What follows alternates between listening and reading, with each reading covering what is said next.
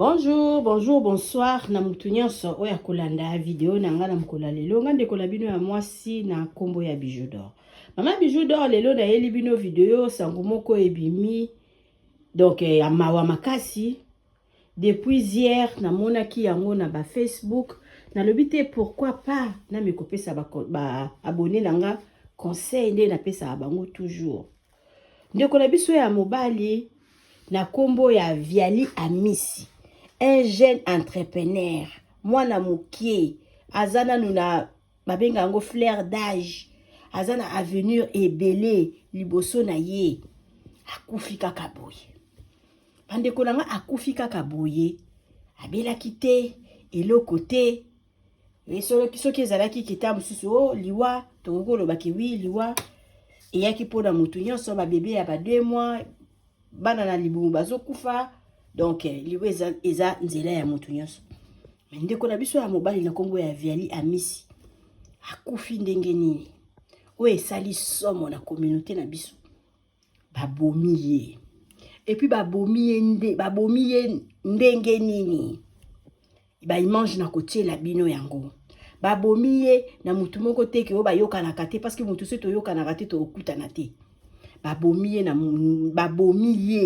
na mutu oyo ba yokanaka soi-disant ami bazotambola bango mibale inde ami akolobi yokotana na chambre ami abimisi munduki abomi ndeko na biso ya mobali na kombo ya Viali Amisi. Bandeko nanga biso toye pona ko condamner notre frère Wasili kozongisa molimo epa ya nkolo te. Que son âme repose en paix. Courage na famille na ye, courage na mwasi na ye. Ndeko na biso abande ko sala makambo. Ok, lelo lobi aza déjà mutu akoma mutu makasi avenir de demain. Camarade alalisi kaka boy. Yango wana toye tu mekanon ko solola. Na tina ya makambo ya ba camarade, na tina ya bato bazo yokate, na tina ya bato donc balingi kaka donc bato basala ba sembla. Na otalisa bino mwa ba point oyo eza essentiel. Oyo tokoki ko éviter pour na to vivre bien. Notre frère Asili kozongisa molimo na ye oyo ezali ya briske oyo esali pasi mingi. Esali pasi makasi. Tolanda conseil ya liboso, tolanda point ya liboso o mama Bijou d'Or alingi aloba na bino. Bandina no ki amitié ya lelo ezali ya lokuta. Ki amitié ya lelo eza ki amitié ya mabe. Il faut bande koto sala keba na ba ki amitié na ba camarade o tozalaka na bango, voire même na bandeko o tozalaka na bango. Esika soko moniki esimbara te pupola makolo kende, mais asko tozolobela makamba bongo te, tozolobela siko ba ami o bazaka ba ami hypocrite parce que bazalaki ensemble. Malamu kutu muto toyokana na biso te na biki na otya lokolo jamais. Ozana moins de risques par rapport ya muto alakisaka yo gentillesse, muto bozo seka na ye wana nde mpuku, ye wana nde muto akuboma yo, esali pasi mingi bandeko na ngai. Esali vraiment pasi mama Bijou alobi koyoka nouvelle aboye que jeune garçon, jeune papa, ndeko na biso, frère na biso akufi kaka boye. Bandeko na ngai, point liboso, eloko oyo yo okana olobiki ngana osalaka mutu te, ngana obomaka mutu te, ngana kosimba makila mutu te, ezate ke mutu nyonso tu akana yango. Eloko oyo kano kosala ngo te me keba bakoki pe kosala yo yango. Yango ba makambo tozomona. Il faut kozalaka prudent. Eloko oyo boya kosala me talaka na lisu mususu ke donc zalaka angele. Motema na yo eza ya batu nyonso tuti. Bandeko na ngai ko talaka mutu na apparence na ye te. To mekaka mingi koyoka mitema na biso. Okoko mona keta mususu olinga obenga mutu wana me motema boyaka. Motema yebi pourquoi? Parce que mitema na mitema eyebani. Mais cerveau ekoki koyeba motema mutu te.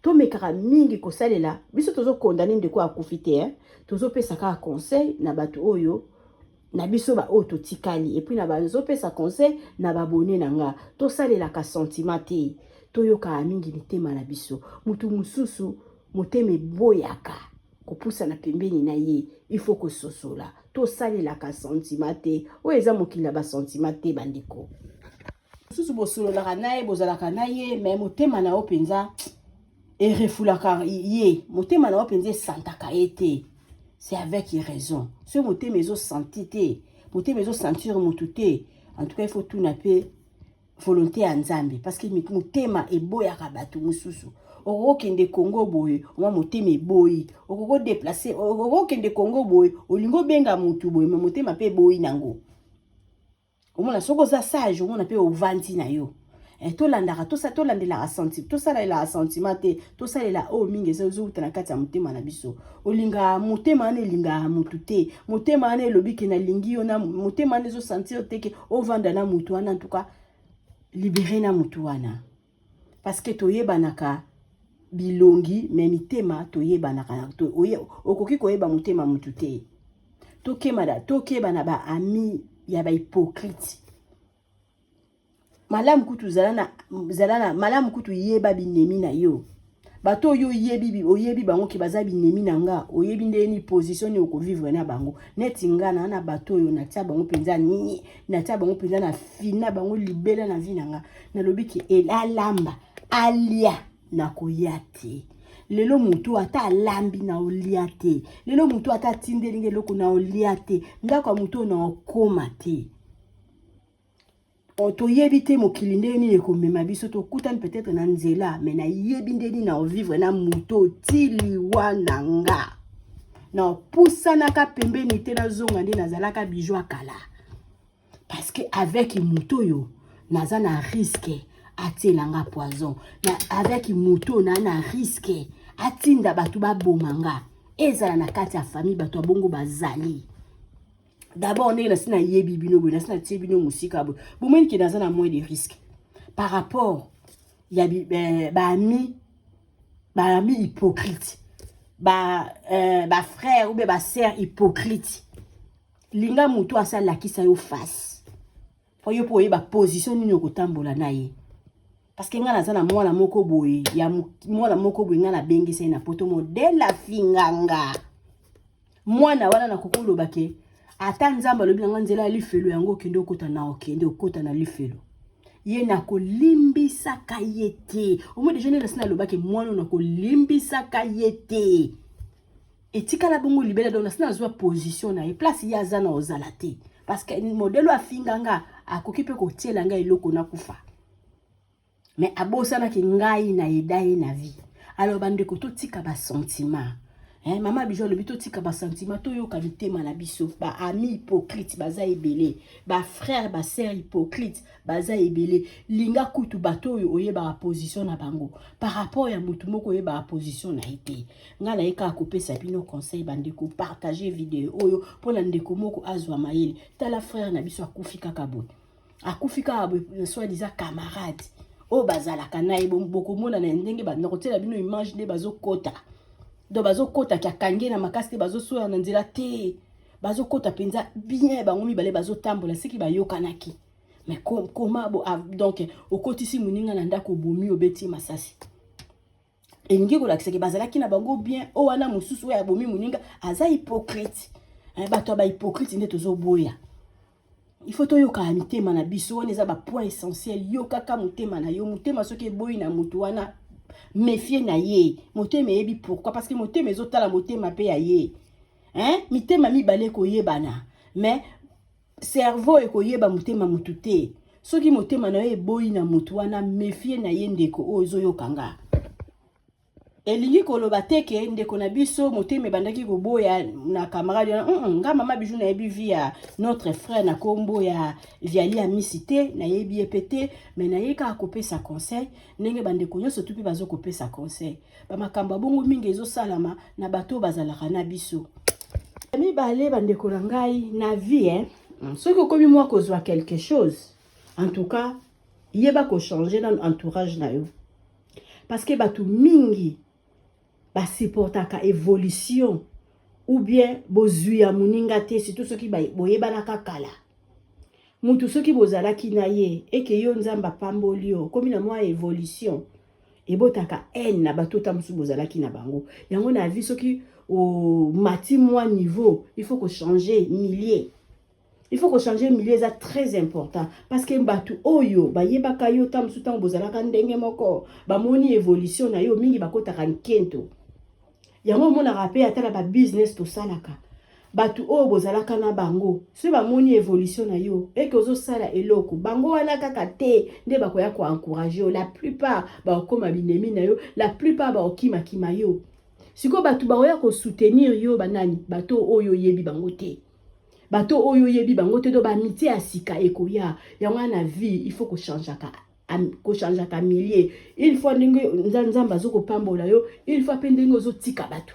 Ezalaka mabete, eza vraiment malamu mingi. Parce que ba camarades, ba amis, o ba yebaka biso kala, bango wana nde bakoma mitema mabe na biso, bango wana nde bakoma koya ko telemela biso, bango wana nde ata osali eloko ba olinga ko soutenir yo te, batu mususu o ba yebi yo te nde bakoya ko soutenir yo. Yango wana na vie, il faut osala ke soko ozomona ke nzamba zo pambola yo, mais kala ko changer entourage na yo. Eza vraiment très important. Tout nyonso bakoka ko supporter bolamu ya batu te. Soki eza yo oyo ndeko ozotalanga soko koka ko supporter évolution ya mutu, gloire à Dieu. Mais eza ya batu nyonso tout bakoka ko supporter amona ke mutu bozalaki na ye, mutu to banda ko beta na ye masolo banda tongo ti butu na ba téléphone a changer na ye, obenga ya lobite nazo occupé nazana na batu moko iPhone na koti sa ba marchandise iPhone na sala bo et boti déjà kento. Bozalaki na ye, il faut bobima bokino kotambola ba magasin pamba amoni ke yo zalaka lisusu na ba vie wana te. Bozalaki na ye, il faut bokino komelaka ba masanga kokino kotambola ka lokola bato maboma kokota kala banganda lokola bato yo za lisusu bongo to koma penza o balobaka biz. Ye wana akosepela na yo te akoma kento. Yango wana na vie tango yo zo sala pa luka pe ko sala pe pa ya batu o bozana bango niveau moko parce que mutu oyo yebi esika. Eza impossible à kota yo kento. Mutu o boza na niveau moko, eza pasi ou bien ba raisonnement moko, eza pasi po kota yo kento. Oza obandina ba mitié sika. Ka bango wana ndeta mususu mona ke évolution na yo bakomi ko telemelango. Évolution na yo bakomi ko critiquer yango. Siko mutu aboy. Eza facile pour na abomayo, eza facile pour na atiela yo loka mabe, eza facile parce que na vie boye déjà normal. Aza ko yende mutu akomi ko telemela makambu na ona sima na ona se yo mutu azo boma yo, mais mutu boye banaka na ekala. Mais siko soki yo changer na yo o changer na yo niveau. Omoni te ke mutu boye o yebaka ekala na oyeba makambu na yo te. Yango na vie, il faut to changer à niveau.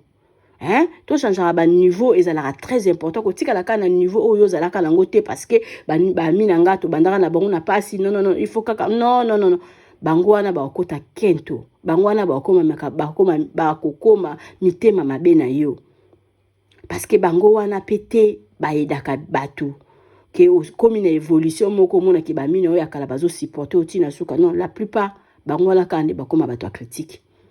Bangwana kande ba koma ke bwa kelo ko bwa kela yo ba mabanga biloko mabe na nzela pona yo glisser okuya après bango ba sepela to ye ba ko changer ba métier et ça très important nzamba zo pambola yo apambolio mekano ko changer entourage parce que ba entourage akala et comme très dangereux soki ozana évolution malamu ezala mutu mususu soki obandi ko ozui ko lekaye akomi ko inayo akoti kento abandi koloba pourquoi ye pona nini ye kaka mutu azui tozaki na niveau moko koma ya koki kolekanga à partir ya wana de sikoyo mitema mabe yaka à partir ya wana nde omona ke okomi déjà na ba risque parce que mutu bozalaki na ye azo sepela na évolution na yo te. Conseil mususu bandeko na ngai ami d'enfance azali ami d'enfance na yo eza obligé te ye azala kaka wana eza te ke yende ezali ami ya destiné ya vie na yo. Je sais pas si bozo comprendre nga ami d'enfance tozaka obligé te ozala ka na bango parce que ami d'enfance bango wana nde ekoma ke oui ozalaka ndenge mususu ozui bonani bozwi na yo ya komi kokota ngo kento parce que ayebi yo depuis kala tokeba vraiment na ba ami d'enfance na biso tolobi te qu'il faut ko boya bato okolaka na bango zala na bango toujours malamu mais yeba ke bozwi epesa bozwi epesa mitema mabe ozalaka na ami moko boye o ami d'enfance ye wana te ezaka ifo za la destinée ya vie na o mobima ifo bozalaka na ami wana mikana nko changer ba amitié ye wana o boye banaka na ye wi azala na ye kaka wana mais kobetelaka ye bozwi na yo nyonso tout parce que toyebani bilongi mitema toyebani te oza libre ya kokata relation parce que tozo solo la langage moko te wow tozo solo la langage moko te ngana koma ko viser ta mususu ba vision ya makambo mususu ya likolo makasi yo ta mususu tikala na ba vision moko ya se au moins tozo solo la langage moko te comment to koza la toujours ba ami kaka non to tikala la biso ba ami d'enfance ami na nga ya kala oui to tikali penza ba ami na biso o tikali penza ami na nga kala ko o etikali penza na histoire eko changer te mais eza obligé te faut ka nazala ana yo parce que tozo loba lisusu langage moko te tango okomi kozwa luka o changer ba amitié ya sika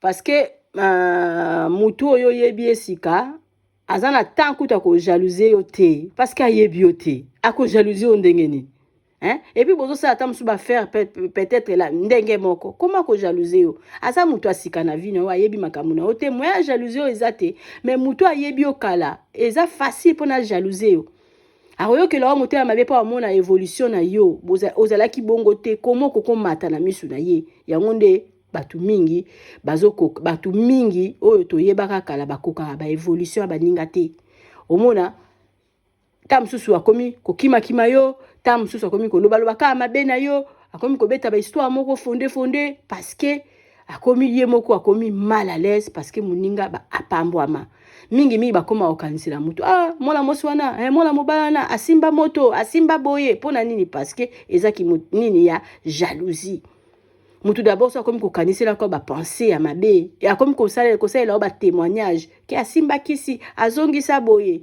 eza déjà azako jalouser yo azolinga koma neti yo mais azokokate donc ami ya kala donc bozo tambola na lisusu nzela moko te bozo loba na lisusu même langage te oza obligé okata relation wana ya kozwa ba ami na yo ya sika oyo ba yebi yo te bo continuer na bango route ensemble et puis ba yebara mutu na maloba soko moni mutu mo bozalaka na ye azo parvenir kozwa makambo a côté mususu ayaka koyebisa yo aza mutu malamu te ndenge moko pa zwaka ya yo akende pe koyebisa côté mususu alors na vie oyo il faut osala keba il faut ko méfier penza na batu il faut ko méfier omoni ke motema ezoboya na mutu oyo en tout cas méfier na ye parce que ndeko na biso mobali akufika aboy akufi beta mususu pe motema na ye blingala kana ngote baza l'ensemble mais tellement nzoto oyo moko eboyaka makambo motema sentiment kaka bozo continuer kozala ta mususu sa monaka signe moko wana etikali kaka na katikati ya motema na ye mweto ebango ezate amona ta mususu signe moko elakisaka eke mutu aza mutu mabe mais asalaki kiteti peut-être na lobi te kezaki bongo parce que to monaka ba signe tozala na ba deuxième voix mutu mususu ngona penza voix moko ebima eboya ye mais yo lobi te waza pire nga to banda na ekala méfier papa méfier maman ami d'enfance oui to boité mais akosepela tamsu na bozwi na yo te alinga te amona ba évolution na yo makasi akosepela nango te mutu asika eza pasi po aboma yo famille na yo oui bakoki pe koboma yo mwana mama mwana papa akoki pe koboma yo pona ni parce que ayebaka yo tango ayebaka yo kala supporter ta mususu supporter ta mususu évolution na yo te mais mutu ayebi osika aza pe na makambo na ye en tout cas eza rare po akota yo motema mabe ti na niveau aboma yo. Et puis conseil mususu soki na vie ozala na mutu mutu wana azalaka na binemi te mutu wana azalaka partout donc ami de tout le monde on a lobaka azana ennemi te mutu mabe aza hypocrite mutu il faut azala na pa mutu il faut azala na position mutu il faut azala ke côté moko balingaka ete parce que to so la même langage te parce que makambo na bino nyonso ngana za ko accepter te mais bato bazala ke aza ami de tout le monde aza na ennemi te très dangereux ko pousser pembeni te mutu il faut azala na position mutu faut azala ke wi koto to yokana te parce que ngana loba ba bazongisa aboy wana nde vrai mutu par rapport aux arana ami moko ou aza ami de tout le monde bango nde ba oyela biso ba problème conseil ya suka bande ko langai mutu ezana batu nyonso tu babota maka mitema mabe te ezana batu mingi bakoma mitema mabe excès azomona évolution ya mutu ezokomisa ye mutema mabe. Alors, il faut pas ami nyonso tu kobetela ke masolo na yo. Makambo to bimisa na ba réseaux sociaux, makambo to sala abwe. Utam supoto ba commerçant, ou ba commerçante.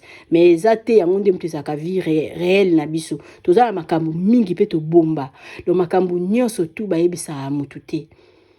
Omonika ami moko zalaka na yo betela ke masolo nyonso keba akoki kokoma mutema mabe. Ma botamaki mutema mabe te vis-à-vis ya makambo azomoni pa na yo epesie mutema mabe akomi kiento. Alors il faut faire attention ya koyebisa batu makambo nyonso tu ya yo te. Mususu pe il faut zalaka ya yo moko. Ko betela mutu ba évolution na o nyonso tu te. Mona ka ndengo zo mona menga mona munoko na na tikala ko fungoelo munoko te pona yebisa okay na salaka bongo na zongisa ka parce que na yebi mutema to yebi mutema batu te. C'est très important. Pour biso moko peta musu to fungola ba porte ke batu ba koma ba jalouse na biso. Mto koma jalouse na yo ka tamso mona ko posta ke loko moko boy. Mais réalité likambwana oyebi angoti na sukate. Omonika na poster ali yo komi mutema mabe. Tokeba bandeko na nga mokili komi na suka muto beto masasi muto telo poison azaka pembeni na wana tangu ozozwa lukaka kendeke ba staff na yo ba restaurant na yo na bato bazaka à niveau moko na yo parce que okogolo bakete muninga na nga moto zalaka na ye tika na benga ye na manifestation moko boye amoni place boke ozo bibisa ba $100 wenze yeta msusu kutu donc na idée na yaza na besoin kata msusu ya $20 apambo amona yango na pasi est-ce que akosepela na yo yangwana ba makambo mususu soko lingo sa ata msusu ba staff na yo ba tapage na yo luka mili oyo kosala ya batu lokola yo ba okipete ba mona 5000 na yo elo te ba mona 10000 na yo elo te parce que bozuna bino eza presque ndenge moko par rapport mutu mo bazo galérer na ye yo mimaka ye na ba staff ou la kisake ke yo za na mbongo kosala ba tapage azomona ndenge oza sala ba tapage yeta musa zo zanga mbongo bana bazo zanga biloko akolia yo zo sala ba tapage en tout cas okobotisa ye okokomisa ye mutema mabe envers yo on ezaki ka conseil ou mama bijwa pesaki en tout cas toye ba komi batela eska soko moni simbara te kozonga te mutu omona kazaka hypocrite azala na yo mekana kosala kotuna volonté ya nzambe et puis yokana na mutema na yo parce que mutema penze pekisa biso makambo ebele ozala mutu moko linga ke mingi mais mutema boya epekisa yo ke olukaka ye mingi eza na tina eza na makambo mingi kutukuta na se ya moi oyo place mo balinga kote kolela te parce que ceux ba continuer kolinga yo ya sembla balinga ba boma yo conseil eza gratuit. Merci beaucoup. So lingo kende congé na kin, contactez biso tozana auberge na biso ezana matonge na Irebu à 37. Ba chambre na biso ebandi à partir à $15 ozwa place akolala ya malamu. Et puis na kati ya boutique et na kati ya auberge na biso tozana boutique na biso soko keiki ozana besoin somba biloko poto obosana kita msusu parfum awa na poto donc kende na matonge na Irebu à 37 omona ba 20 omona biloko nyonso tu ya malamu.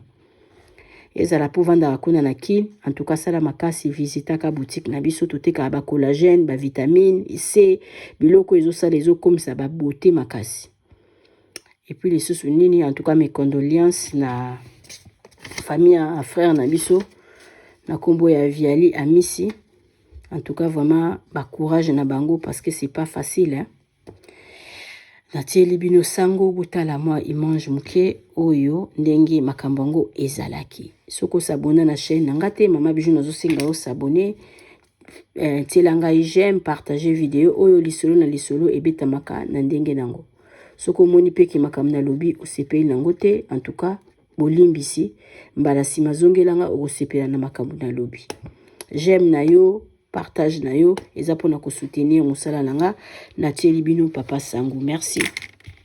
Polanga pona ko sukisa eloko moko na bosani na mokili il faut que luka ko tester mutu. Camarade il faut payer moko luka bo bebana na ye. Eza na mutu mususu ebo bebani na ye ka muke ala kiso face na ye tout. Okumisi nzambo lobi mutu ifale ka to bebana na ye po na yeba ye. Eza na mutu mususu bo bebani no muna za na maîtrise. Makambu bosalaka abimisa te. Makambu bobeta masolo abimisi te. Eza na mutu mususu kanso bo bebani ne ka lisolo ka ko bebala moko ya pamba pamba ko abandi okota na banda kwa batu. Ko yebisa makambu alokuta abandi ko fondele o makambu ko beta ba porte. Ko beta oyebi Bijou wana asalaka boye, oyebi Bijou wana afingaka yo, oyebi Bijou wana azongisaka yo, oyebi Bijou wana atelemisaki voiture moko na nzela, oyebi otestaki ye. Alaki sur face au comprendre quelle amitié au bozalaki nango comprendre quelle amie na bande ko vivre na ye. Mutu normalement il faut que testa kabatu. Et ça peut ndenge moto za la peka na ba employé na ba travailleur na biso travailler to mekakaye okoko bosa na okoki ko tinda eta msu na chambre sopi mbongo wana otindi ya liboso tindi omoni ke mbongo ebungi te deux fois otindi kele ko changer lenga mbongo azongiselo mbongo ekoka tamso kase ko ebito te nzoko ebito otindi eloko mo beti na lukara otaso akozongiselo moni. Il faut ko testa ka mutu na ki camarade pe susu ki camaraderie eza lisusu bien il faut ko tester camarade ni no vanda na ye. Luka ina na problème ouais muke comme ça oye bandeni azalaka. Eza msusu mekika ko luka e problème a salelio ba montage chantage a baby si réputation donc olobi bongo siko mutoyo soki to sala ki 5 ans elgeza ndeni bongo muto so na fungo ela ki 4 na nga nyoso elinga kezala ndengeni ya bande ko eza conseil camarade ozalaka na ye luka un jour bobota moins compréhension kota bozalaka bien oyeba position na ye moins compréhension mo mukie kake kota comme ça oyeba face na ye. Merci beaucoup. Naye, montrez-moi les images. Wana Izali Hôtel. Mais je ne sais pas confirmer ça si c'était l'hôtel Béatrice. Mais ça hôtel. Le garçon baye bangomi bali. Donc ce n'était pas sa chambre. Bon, on a que mukolo chambre et on a fungoli chambre. Les garçons qu'on recherche. A fungoli chambre à sali à kota. À côté si victime liboso. Nenga zo bimsa ne munduki. Kokota na chambre. C'est de là qu'il va le tuer.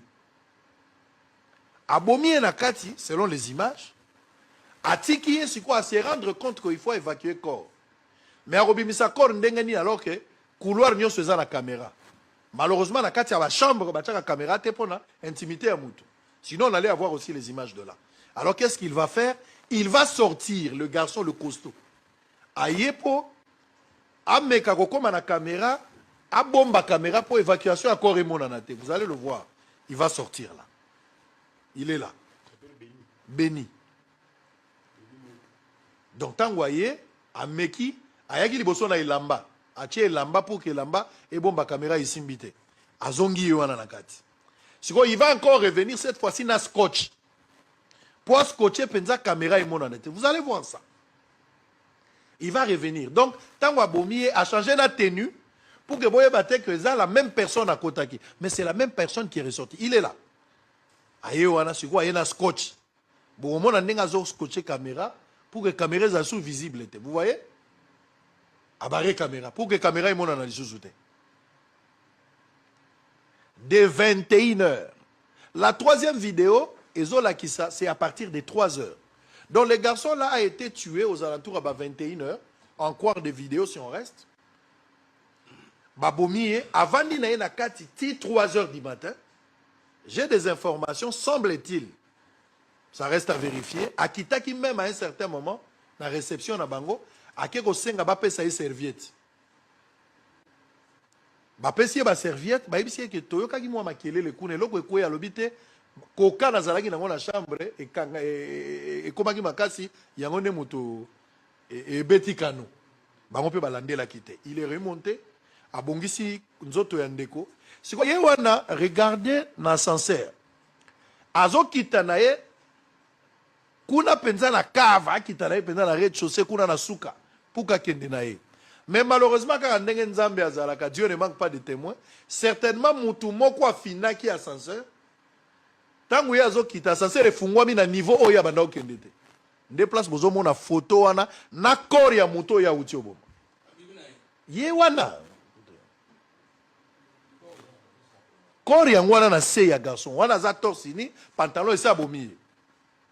Siko azo kita na nzoto. Ascenseur efungwami malgré ye. Oh place ascenseur efungwami ezana caméra. Caméra ezwiye la même tenue mais avec son colis. Muto ya bomi akomi colis. Et c'est ainsi qu'il va descendre tina rez-de-chaussée à côté de la motuka à Gebo Gaina Sima Béatrice. Et le garçon est parti. Police c'est ça, il y a vie de recherche. Tu as photo nae, il y a garçon ou il y a bomi. Il y a muto chaki vidéo nae liboso a zopé sa message ma bonne année à chef de l'État, pe à lobby année oyo, et à l'année à liwate alors qu'il y a muta bomi. C'est ce garçon ici. C'est lui qui a exécuté, c'est lui qui a tué notre frère congolais. Sa sœur m'a contacté, la sœur et la victime a contacté depuis les États-Unis. Je pense qu'à Rosala, cette semaine, Bazar Rosala la banquette, le garçon qui est parti, c'est celui-là, un jeune de 32 ans. C'est celui-ci qui a été tué. Oyo wana moni ya mulai yende ya mutabomi moto. Mutabomi mobominde yeyo.